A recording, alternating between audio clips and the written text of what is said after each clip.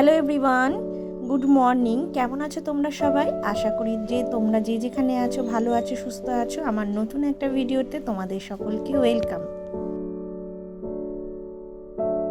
তো আজ হচ্ছে বুধবার, তো বুধবার সকাল থেকে আমি ভিডিওটা শুরু করেছি। তা আশা করি আজকের ভিডিওটা তোমাদের খুব ভালো লাগবে। তো চলো দেখতে থাকো। তো সকালবেলা ঘুম থেকে উঠে তোমার দাদা বেরিয়ে যাওয়ার পর এই কাজগুলো আমি অনেকটাই করে ফেলেছিলাম। ঘরের কাজ যেগুলো তোমাদেরকে দেখাচ্ছি, গ্যাসের জায়গা পরিষ্কার করে নিয়েছি, মেয়ে পড়তে বসেছে, ওকে ঘুম থেকে তুলে পড়তে বসিয়ে দিয়েছি, ঘরটার পরিষ্কার করা হয়ে গেছে। এদিকে জলের বালতিও রেডি করে নিয়েছি, ঘরটা পুছবো। তার আগে ভাবলাম তোমাদের সাথে জিনিসটা শেয়ার করে নিই। আর এদিকে ঠাকুরের বাসনটাও মেজে রেডি করে নিয়েছি। কী করবো বলো, সকালে না একটু তাড়াতাড়ি করে কাজ করতে হয়, ওগুলো যে তোমাদের সাথে শেয়ার করব সেই টাইমটা পাই না। আর এদিকে কিছু জামা কাপড় আগের দিন কেচেছিলাম, সেইগুলো সুন্দর করে ভাঁজ করে রেডি করে রেখেছি বিছানার সামনে। এরপরে জায়গা মতো আমি এগুলোকে রেখে দেবো। আর আজকে যেহেতু মহরম, তা মহরমের জন্য মেয়েদের স্কুল আজকে ছুটিই ছিল, তাই সকালবেলা মেয়েকে আনতে যাওয়ার কোনো তাড়া নেই। আর এদিকে দেখিয়ে দিচ্ছিলাম যে আমাদের বাড়ির পেছন দিকটা কতটা জঙ্গল হয়ে রয়েছে। এগুলো আমাদের জায়গা না, যাদের জায়গা তারা জঙ্গলগুলো পরিষ্কারই করে না। এগুলো হচ্ছে কি যার যার মেন্টালিটি, কি বলবো বলো, যার যার জায়গা সে যদি পরিষ্কার না করে। আর এদিকে দেখাচ্ছিলাম কিছু জামা কাপড় আমি কেচে সকাল সকাল মেলে দিয়েছি।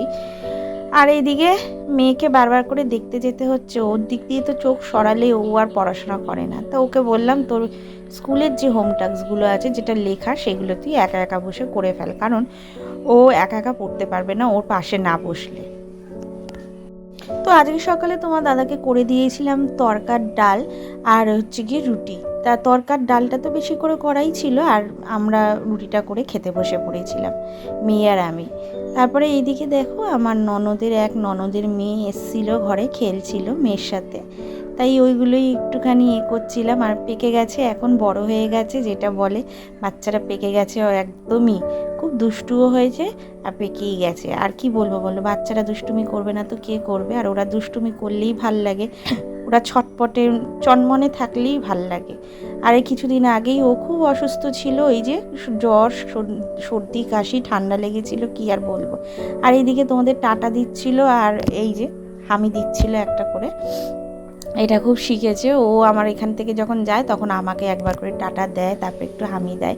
আর এইদিকে হাতের মধ্যে ওই যে দুধ দিই, ভাত দিই, তারপরে মেয়াও মেয়াও করে ওই খেলাটা খেলছিল আমাকে। তো যাই হোক, এরপরে ও চলে গেল বাড়িতে, অনেকক্ষণ ছিল। আমি তারপরে ভাবলাম যে না, এবার গিয়ে গাছের ফুলগুলো তুলে নিই। আর ওইদিকে আমার ঘরটার কিন্তু পোছা হয়ে গেছে। আর এদিকে এসছিলাম গাছে, আজকে অনেকগুলো জবা ফুল হয়েছিল, তা ওগুলো তুলে নেব, গাছের জবা ফুলগুলো। আর জবা ফুলগুলোর কালারগুলো না এত সুন্দর, কি বলবো। আগে আরেকটাও জবা ফুল গাছ ছিল, এটা সাদা সাদা না, একটু হলুদ হলুদ টাইপের জবা ছিল, ওটাও বেশ সুন্দর ছিল। কিন্তু কি বলো তো, এখানে না খুব তাড়াতাড়ি পোকায় ধরে যায় গাছগুলো, যে বাইরে থাকে। আর কি বলবো, তো চলো ফুলগুলো তুলে নিই। এই জবা ফুলগুলো তুলবো, আর ওইদিকে একটু সাদা টগর ফুল হয়ে রয়েছে, সেইগুলোই তুলবো। তুলে নিয়ে একেবারে ঘরে গিয়ে স্নান টান করে পুজো দিয়ে নেব।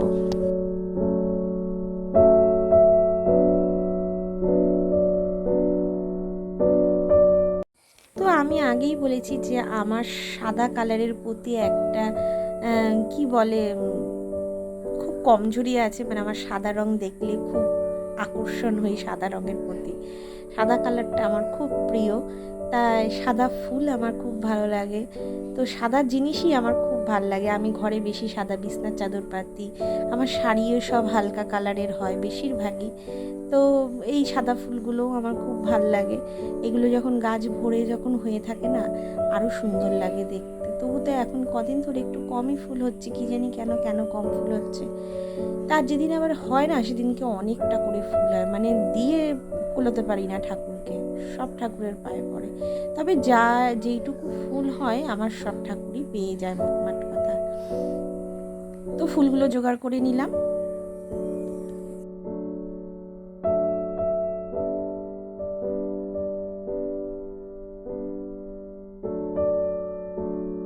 তো স্নান টান করে সোজা চলে এসেছি ঠাকুরের জায়গায়, কারণ পুজোটা দিয়ে নেব। আর এদিকে এই ঠাকুরটাকে একটু পরিষ্কার করে নিচ্ছি, ফুল টুলগুলো আগের যেগুলো আগের দিন দিয়েছিলাম ওগুলো পরিষ্কার করে নিচ্ছি। আর রোজ যেরকম ঠাকুরকে স্নান করাই সেরকম স্নান করিয়ে ঠাকুরের পায়ে ফুলগুলো দিয়ে নেব, আর জল মিষ্টি দিয়ে ঠাকুরটাকে পুজো দিয়ে নেব। তা চলো দেখতে থাকো।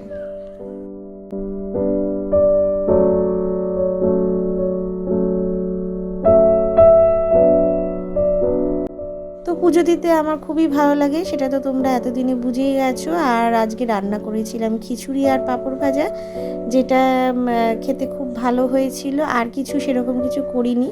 তা আজকে ব্লগটা আমি এই পর্যন্তই রাখবো, দেখা হবে নতুন একটা ব্লগে। ততক্ষণের জন্য টাটা, সবাই সুস্থ থেকো, ভালো থাকো, লাভ ইউ।